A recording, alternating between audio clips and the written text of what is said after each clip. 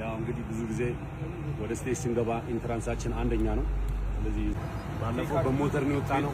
ከዛ በፊት ደግሞ ከሊፍት ውስጥ ነው የወጣነው። አሁን ደግሞ ይኸው ከላይ ይዘው ሊወርዱ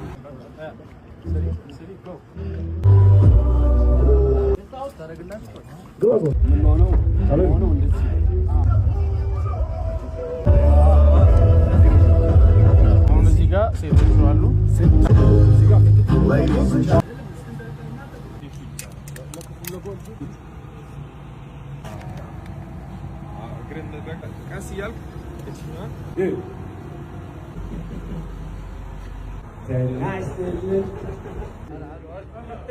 እንደምን